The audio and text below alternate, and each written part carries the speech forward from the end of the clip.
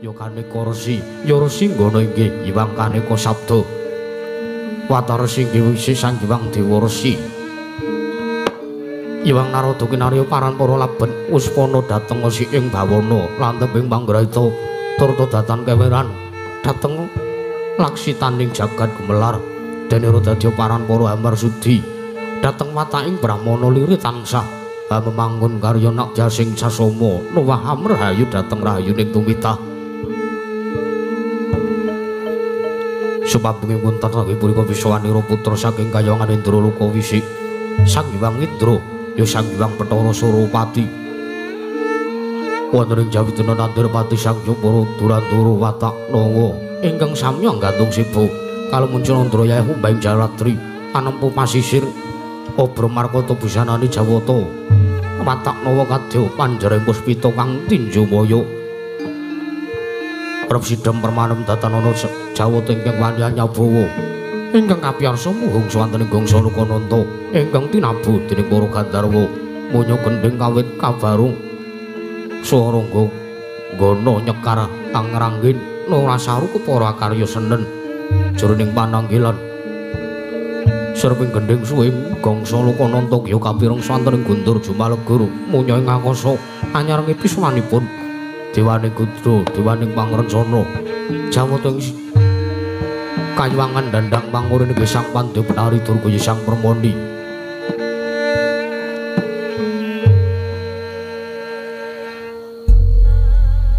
punika dadi pratandha kalamun Sang Hyang Jagat Kinata sarsa paring sabda Durandara ingkang sumewa katingal angkangset nedya nampi sabdaning Hyang Jagat Karana mangkono wijiling sabda Hyang Guru ingkang dereng kababaring lisan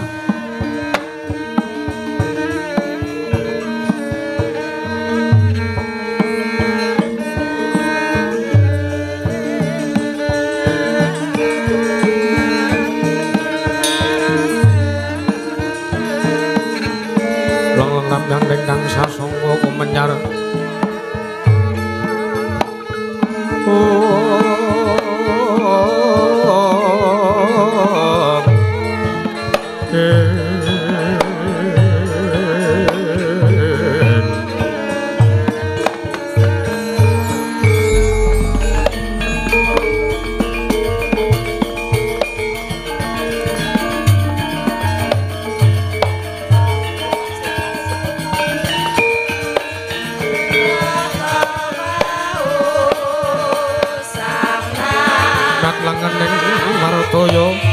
Ngumpaka kakandha mawarna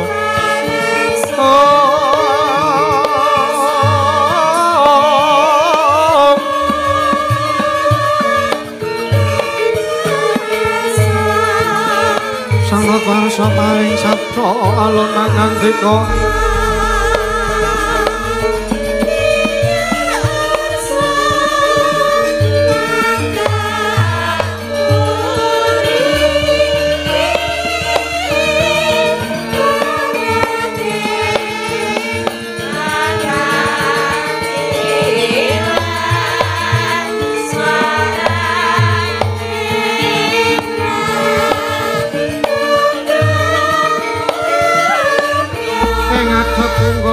saping prapenya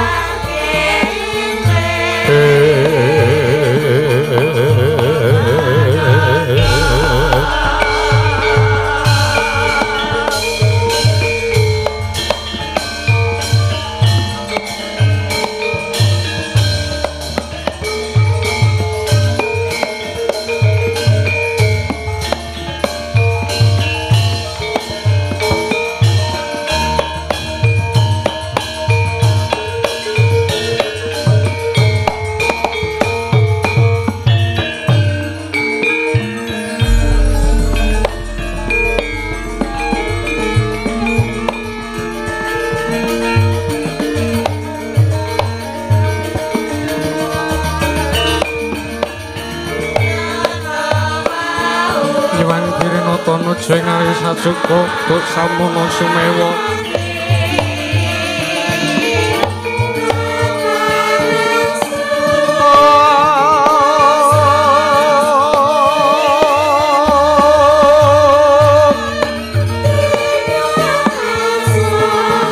Kadari Bathara nyambil upacara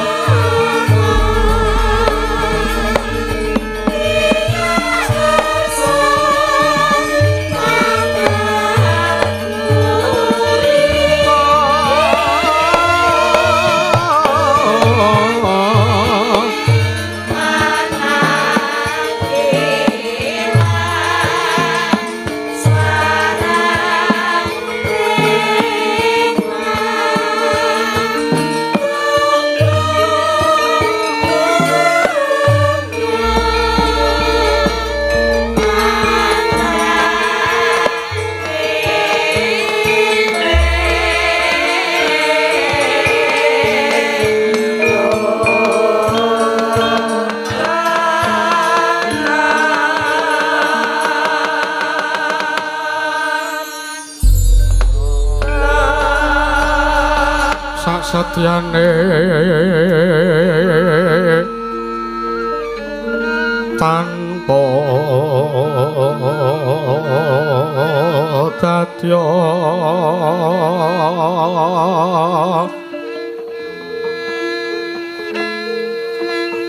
sacipta-ciptatan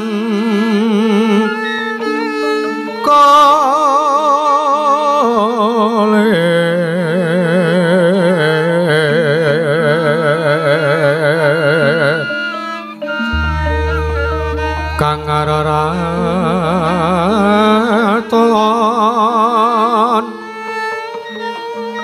raton rantas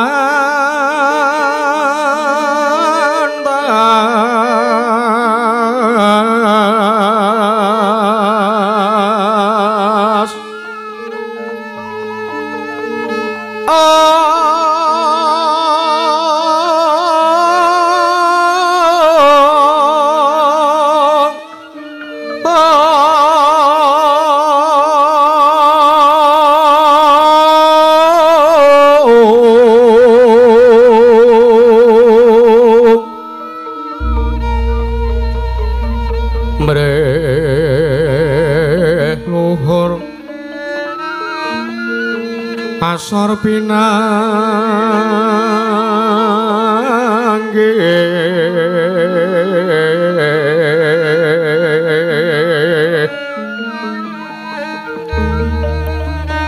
pependukung nakani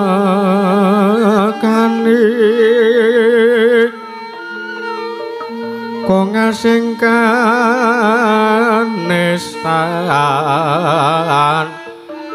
nipun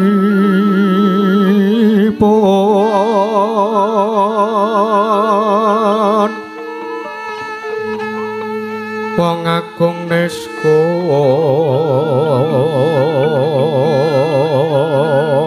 ngira sotireng wirang sre lali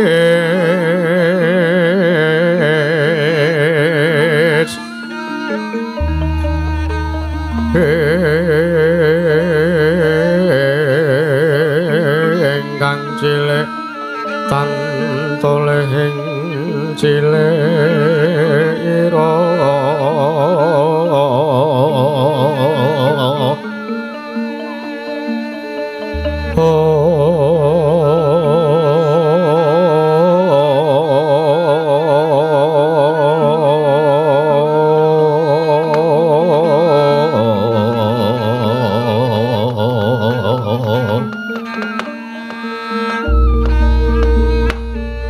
wong alim malempo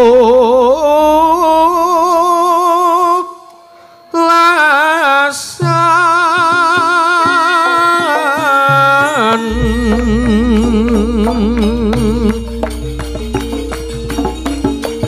japa putih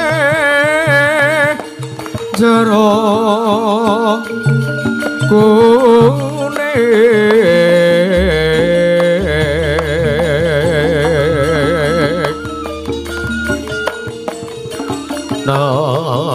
namo mangsa maksiat matat matot minum main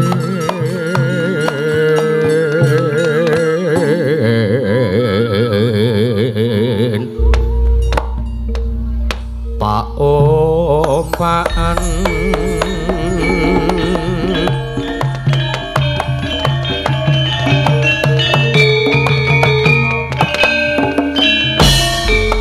kaci-kaci yang banting sorban ketunggu putih mampro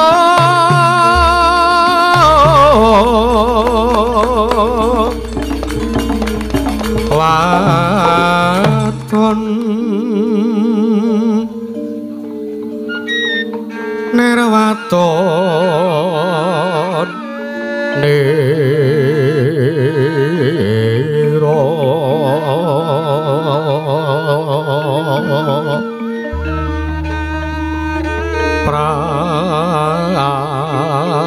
prabaweng saloka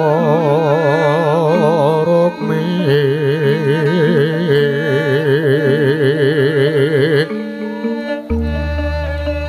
kabeh-kabeh mung marono tingalira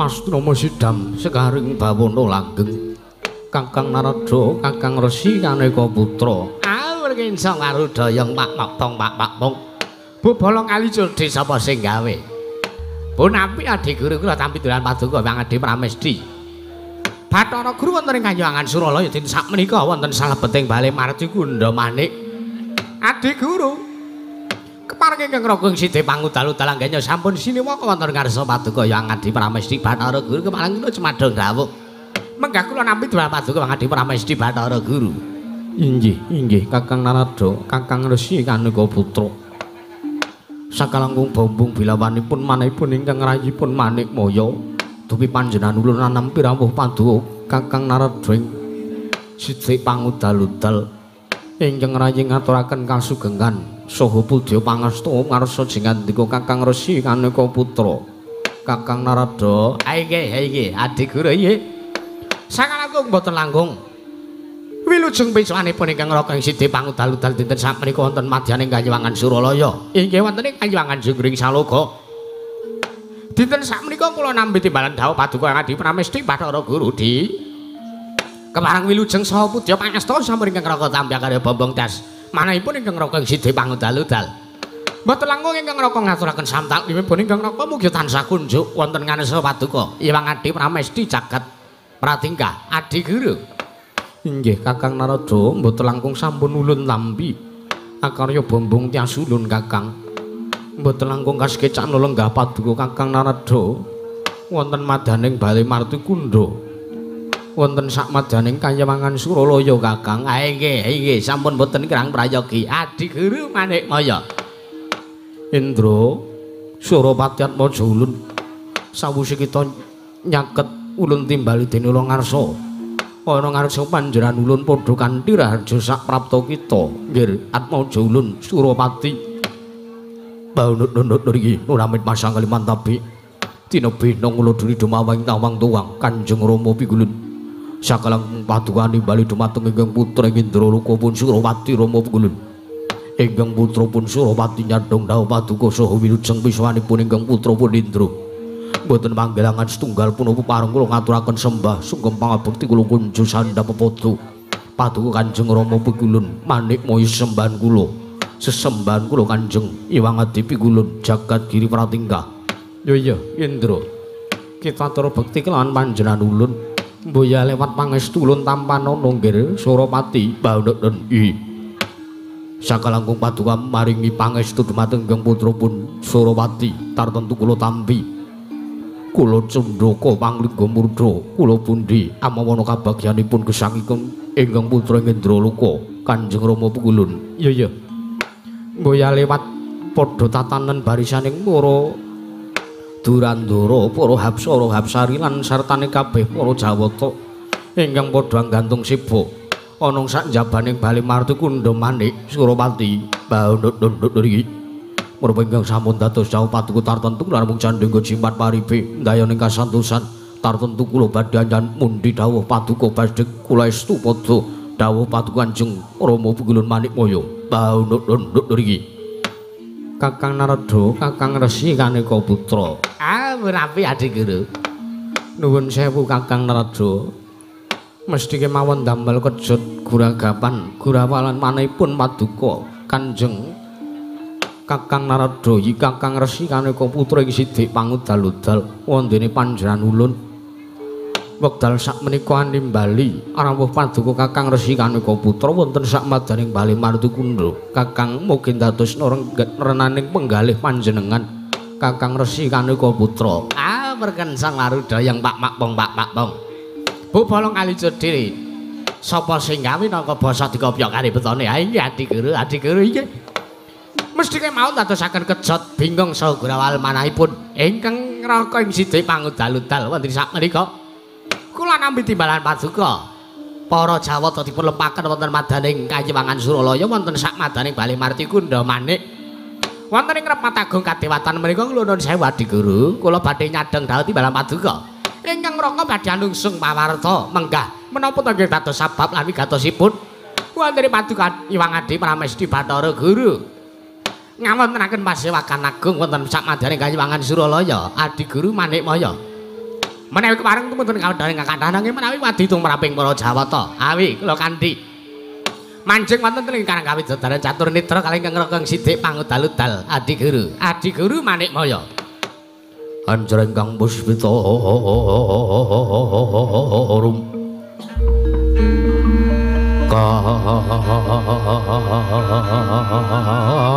kasilireng samirana mre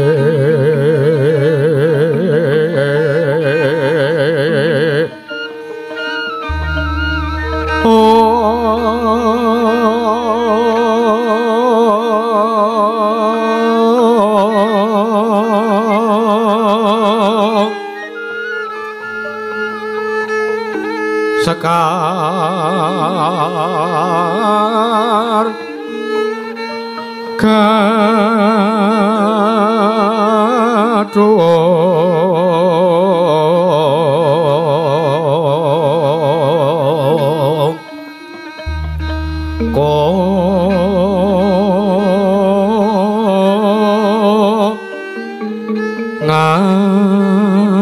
ngas kandhanya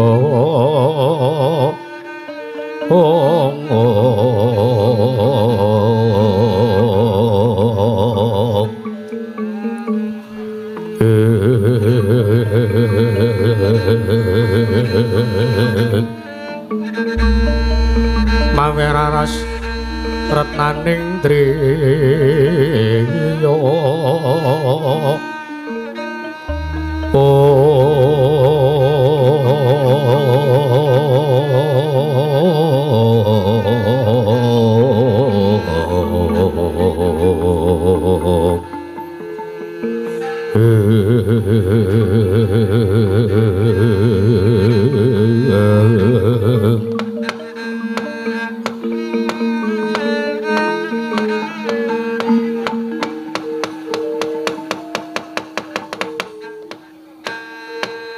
Astungkara sidam sekaring bawana langgeng Kakang Narada inggih Kakang Resi Kaneka Putra sewu-sewu kalpatanipun ingkang rayipun Manikmaya tandhah wadana Kakang wondene dinten sakmenika ingkang rayipun Manikmaya ngawontenaken Repat Agung Sangya para Jawata menika mboten sanes kejawi amung kula badhe ngrembak gara-gara ingkang tumanduk wonten ing Kayiwangan Suralaya. Makaten Adik Guru inggih Kakang.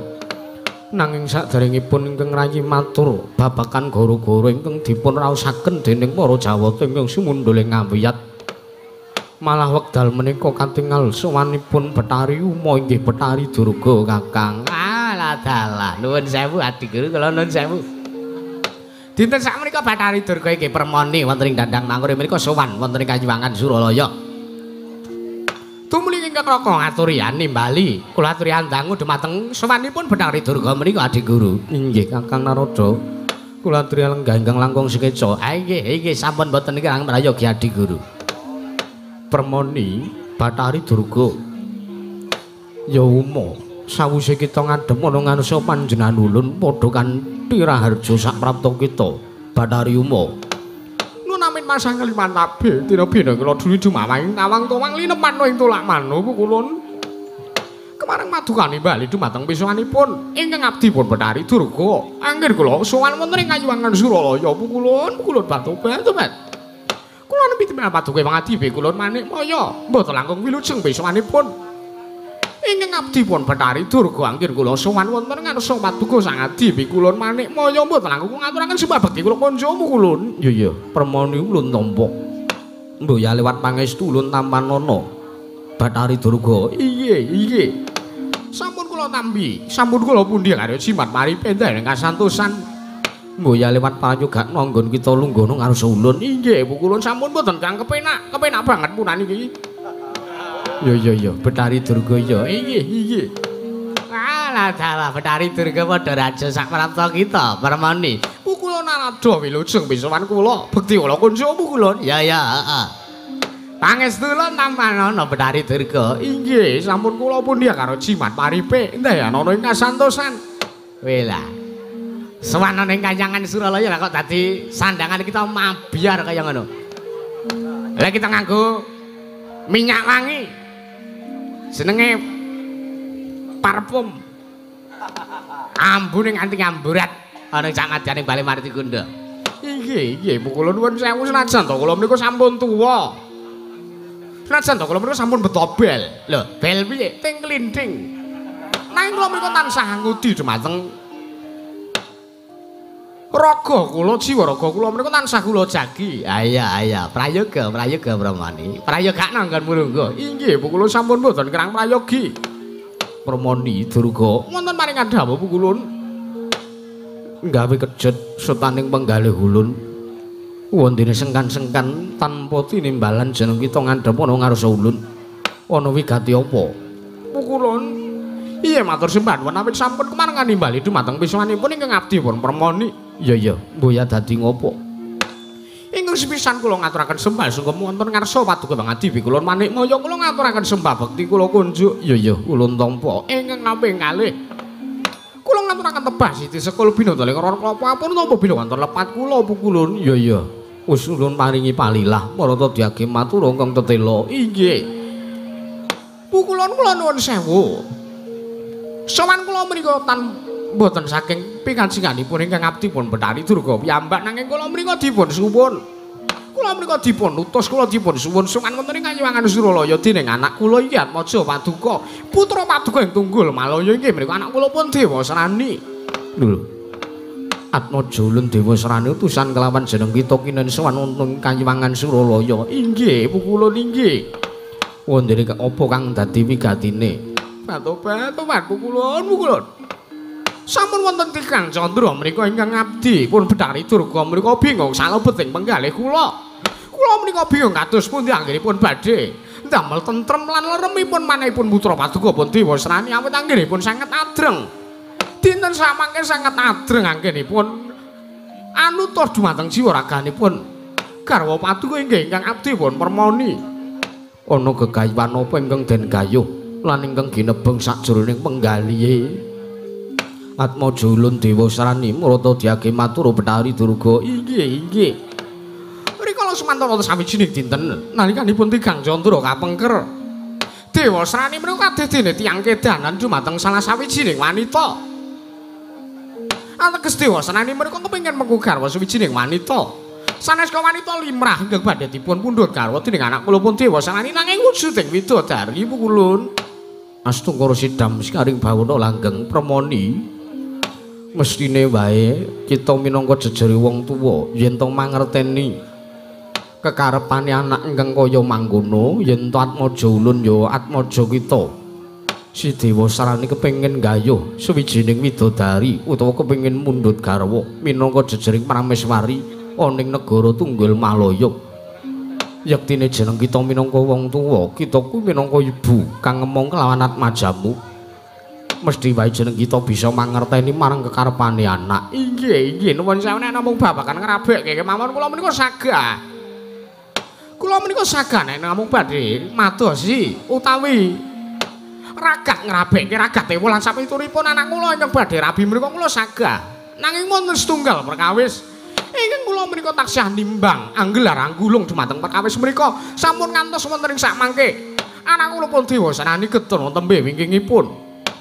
Lah banjur apa ingkang kita ginebeng utawa apa kang dadi legetaning ati kita teka ngasih jeneng kita bingung kok nganglengan kang kaya mangkono permoni batu nuwun sewu kula nuwun sewu menawi kula dipun keparengaken menapa kula mboten badhe dipun dukani mboya permoni mboya bakal ulun dukani nuwun sewu rikala semanten sareng ingkang abdi pun permoni menika nanting kula nyuwun priksa dumateng anak kula pun Dewa Sarani. Sinten ta wanita utawi widodari ingkang ing samangke badhe dipun wengku garwa dening anak kula pun Dewa Sarani piyambakipun matur bilih mboten wonten widodari mboten wonten wanita wonten ing alam madang mriku ingkang duwe saged ngrubuhaken bebeteng jiwa kanalendranipun Atmaja kula pun Dewa Sarani kejawi among Atmajanipun jawata ing swarga dahon Atmajanipun Bathara Brahma inggih menika pun Bathari Dresana lawuh kula kaget risang kapirangu rinanggul kinembet kembet dosang retnaning bawana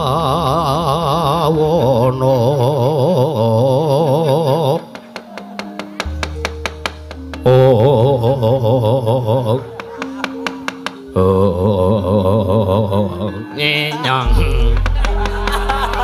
berkencang karo daya anyan jaga kene durung madang ki pancen angel-angel kabeh.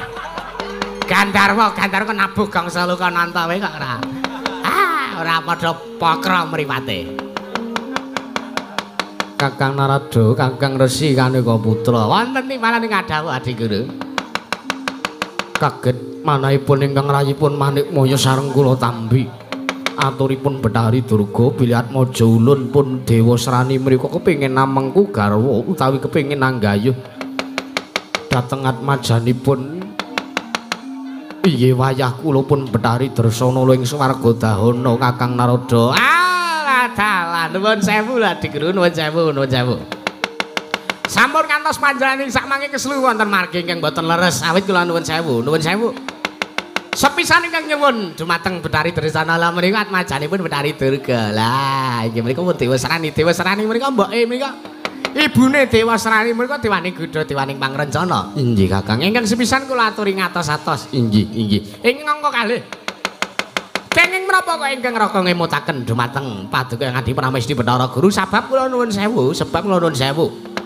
Wekdal menika Atmajanipun Bathara Brahma nggih menika mayah ulun nggih putu kula pun Dresana menika sampun ngandhut jabang bayi mangko sampun wonten Sato Candra yuswanipun utawi medeng ngandhut jabang bayi kamangka sampun 7 sasi umuripun. Inggih Kakang Narada pramila perkawis menika ingkang damel bingung penggalipun manahipun ingkang rayipun Manikmaya. Nuwun sewu Adi Guru, nuwun sewu. Mbah bilih kula dipun parengaken matur. Inggih Kakang. Menika wonten sambung rapetipun kaliyan gara-gara ingkang tumandu wonten ing Kayiwangan. Lho, kliripun kados pundi dene Kakang Narada paring dawuh ingkang mekaten. Cabita kula nuwun sewu. Kayangan menika saged dumadi gara-gara menika dipun sababaken tigang perkawis. Sepisan inggih menika wontenipun wujudipun lemah sangar kayu waing kemapan uling Madyapada. Menika damel gara-gara hawa panas mundha ing awian uling Kayiwangan Suralaya. Nggih. Ingkang angka kalih wonten pandhita ingkang ngalampah tapa brata. Mesu budi wonten ing Madyapada. Nggih. Ingkang angka 3 ingkang damel gara-gara wonten ing Kayiwangan. Menika mboten sares kejawi amung wontenipun salah sawijining titah utawi dewa ingkang nggadhahi gegayuhan nglangkungi dhumateng kabisanipun. Amangka kula nuwun sewu. Dewa Sarani anggenipun kepengin gayuh dhumateng pun Dresana Atmajanipun Bathara Brahma menika nuwun sewu. Dewa Dresana menika sampun bojone Janaka. Inggih Kakang. Inggih. Dresana lam menika sampun bojone Janaka. Lah Dresana lam menika wekdal menika sampun badhe nggadahi putra utawi ngandhut jabang bayi Sapta Candra yuswanipun. Lah menika tangeh kelakone cepak ngurunge padha karo cecak nguntal cagak cebol gayuh wulan putra ngentung litang. Inggih Kakang Narada. Inggih. Pramila mboten saged kelampah menawi Dewa Srani badhe amengku garwa, badhe amundhut garwa dumateng inggih Mbak Yune dhewe inggih mriku pun Dresana wayah paduka Adiguru. Inggih Kakang Narada inggih. Mula kang saka kuwi permoni sing gedhe maling marma ulun nglawan jeneng kita. Ulun njaluk pangapura kalamun wektu dina iki panjenengan ulun mboya bisa minangkani sartane mboya bisa nuruti kelawan apa kang dadi karepane Dewa Srani. Sabab sangka kahanan anggone si Dresana ingkang wektu dina iki ingkang winengku garwa dening wayah ulun Arjuna ing Madukara sartane wektu dina iki Dresana wis ngandhut jabang bayi mongko wis yuswane wis ana Sapta Candra kalungguhan sak mengko iki. Mula kang saka kuwi Bathari Durga panjenengan ulun mboya bisa nuruti apa kang dadi karepane Atmaja ulun dhewe senajan to Atmaja ulun dhewe nanging yen to karepane nalisir saka anggrong-anggrong kautaman ulun mboya bisa minangkani Bathari Durga. Wong asing gonto arum sang Bathari Durga amat kaji guna asmara dana asmara tatra. Oh, betul. Kula nuwun sewu lho, kula nuwun sewu. Kula mriko ngantos kesupen matur bilenging samangke. Anak kula pun Dewa Srani mriko anggenipun gandrung-gandrung api andhem. Kalian pun Bathari Dursana lho mriko. Proses sampun ngiklasaken dumateng pejah gesangipun ngatos-atos Adiguru ngatos-atos. Sampun ngantos nyawang mripate. Aja disawang mripate. Ini sampeyan nyawang mripate wah kapilut. Dumateng aturipun Bathari Durga mriko. Inggih Kakang Narada mesti kemawon ulun prayitna. Nanging Bathari Durga, apa kang dikarepke sartane apa ingkang digayuh dening Atmaja ulun Dewa Srani kuwi wis mboya bener sartane kuwi wis nalisir saka ngreng-ngreng kautaman. Nanging kula nuwun sewu lho, kula nuwun sewu menapa panjenengan mriko terseneng kalian ingkang abdi pun Bathari Durga. Ning atasipun Dewa Srani mriko tesih Atmaja paduka piyambak. Dewa Srani mriko tesih tunggal gedhe kalian panjenengan piyambak. Dewa Srani mriko tesih putra paduka piyambak menika anak kandhung. Kula mriko bojo kandhung panjenengan. Lah kok paduka mriko mboten Krestu mboten kersa minangkani dumateng kajenganipun kula pun Dewa Srani Cobita kula nuwun sewu desta temen kula desta temen. Nek wong liyandrayan wae nek titah wae si Janaka kepengin mengku Dresana la dipinangkani. Diparingi palilah nanging kok nek anake dhewe ora diparingi palilah. Pramila kula mesti akan ditersam niku paduka mangadi kula manik mon sampun mboten tresna kala ngabdipun Bathari Durga. Kula suwun ing samping ligok Yai Trisula kula aturi namaken dadanipun ing abdi Bathari Durga kajengipun kula sirna kemawon kula.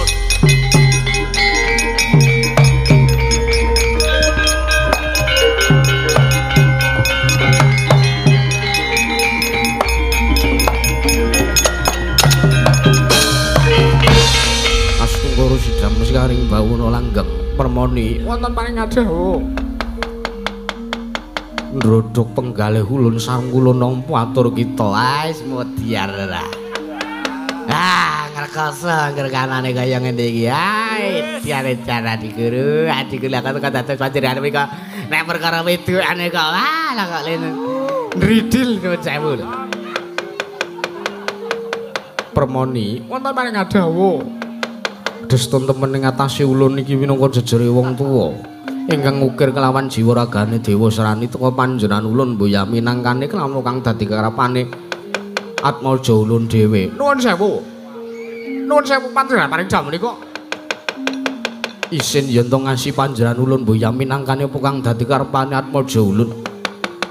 Menawi ngaten yen mangkono ulun bakal minangkani sartane ulun ingkang bakal murungake anggone Janaka lan Dresana lombangun bebrayan lan ing sak mengku Jabang bayengkeng den kandhut dening Dresanala bakal lurun wurungake batu-batu matur sembah.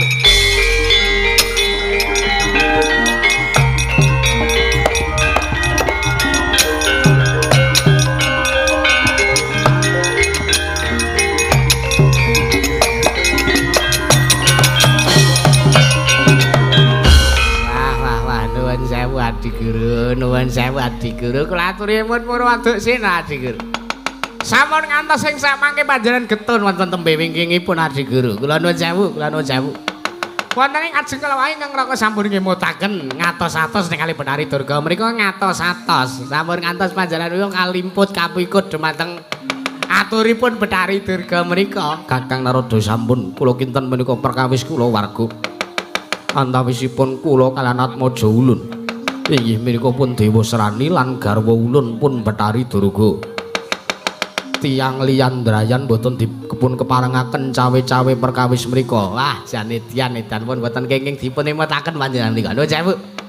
Nuwun sewu lho Adi Guru. Menika sing jeneng garwa menika pancen leres. Garwa menika sigaraning nyawa. Bojo menika maling ditresnani. Anak menika ugi dipun tresnani dening tiyang sepuhipun. Ning nuwun sewu, pakartinipun Betari Durga menika sampun alisir saking ngger-ngering kautaman. Pakartinipun Dewa Serani menika ugi sampun boten leres. Sampun kesuru wonten margi ingkang boten leres. Nanging kula nuwun sewu Kakang, menawi jengandika kula aturi menggalih.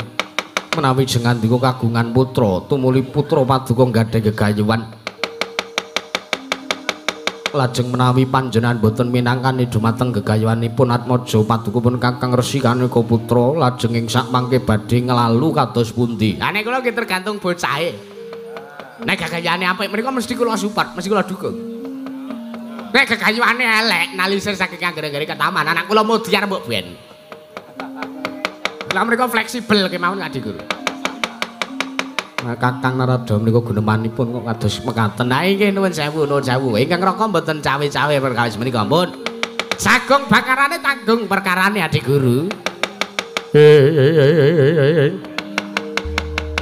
Jawan sembah niring kulon kapurpa risang ngamur pengrat. Mring sananing kang mring kanan sing tasih.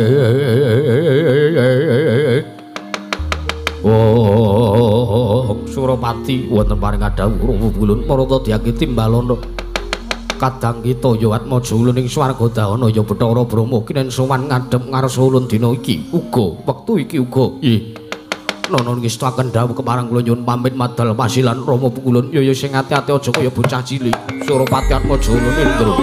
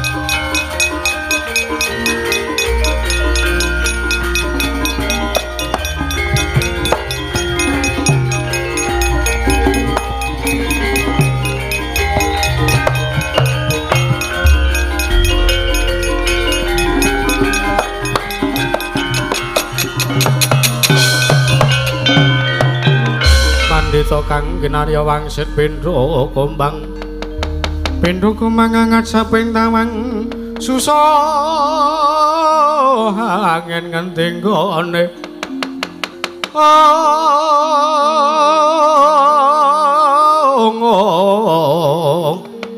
yang kalian kangkong beksi miber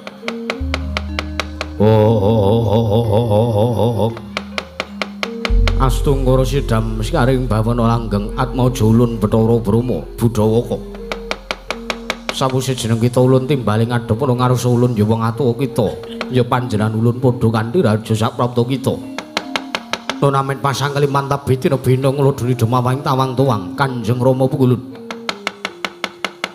keparang paduka mejian nimbali dumateng piswanipun ingkang putring swarga dawanipun Budhawaka keparang wilujeng pisuwan kula ngaturaken sembah bekti kula kunjuk Kanjeng Rama Pukulun iya ulun tampa mboya lewat pangestu ulun tampanono nggih keparang kawula pundya karo jimat paribe ndahene kasantosan Budhawaka wonten timbalan Pukulun aja kaget jeneng sira ulun nawi ulun timbali ana ing Kanyewangan Suralaya wektu dina iki merga pancen ana bab utawa rembug ingkang wigati ingkang kudu ulun dhawake kelawan jeneng kita bab iki katos menapa Kanjeng Rama ya ingkang sepisan wektu dina iki panjenengan ulun nampa pisuwane Bathari Durga ngandharake ature Atmaja ulun ya atmajane ing Tunggul Malaya ya kuwi si Dewa Srani anggene kepengin adreng nggayuh kelawan salah sawijining widodari kang mapan ana ing Kanyewangan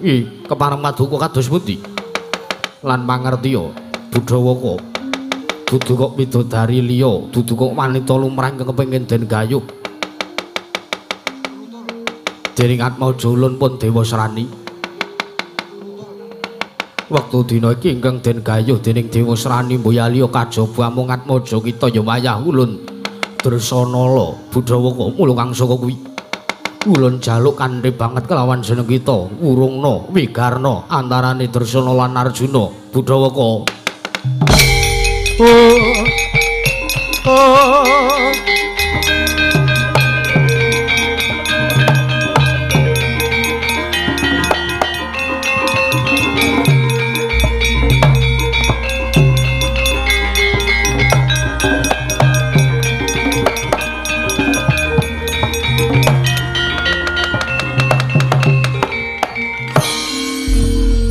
Nyuwun pangapunten Pukulun.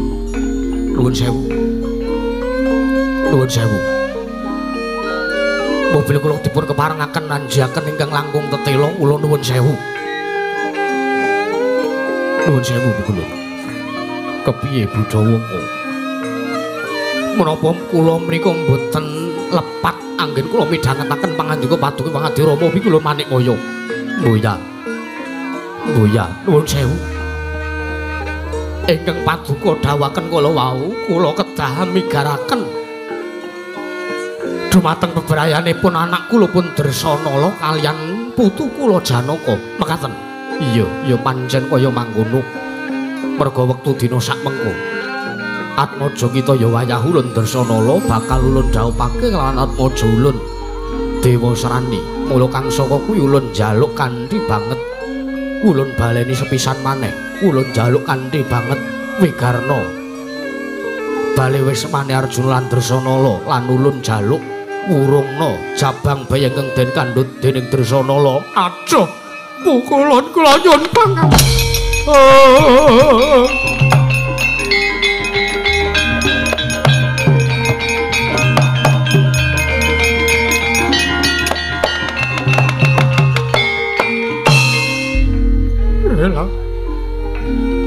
Jebul tinemunipun kados mekaten dawuh paduka Pukulun kula nuwun sewu.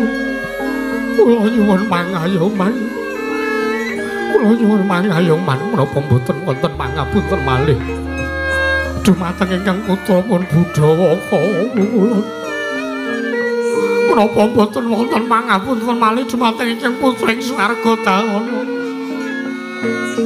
Ya pancen dawuh panjenengan ulun wis kudu kaya mangkono, mula kang saka kuwi kita kudu nyendikani apa kang dadi panjaluk ulun.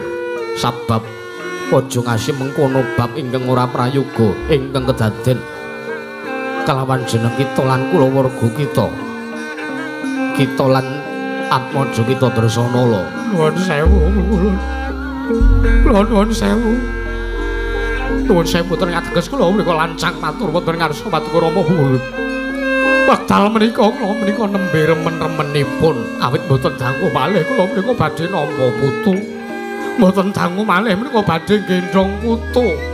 Saking atmajanipun anak kula inggih pun Dresanala nanging kenging menapa. Nanging kenging menapa Paduka paring ingkang ngantos mekaten. Saking manah kula Bulut.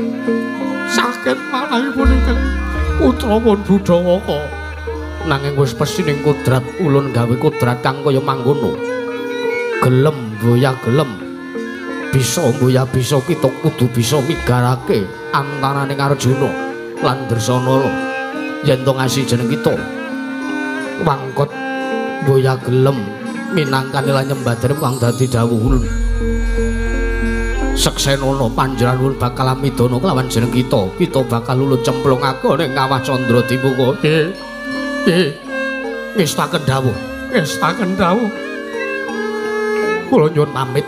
Kula nyuwun pamit mangsul.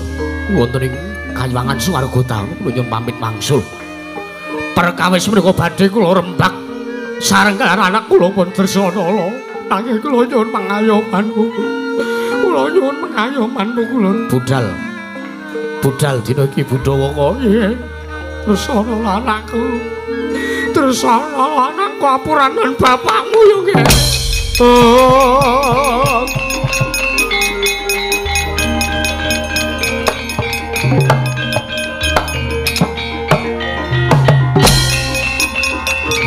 Wah, bergensang arus raya.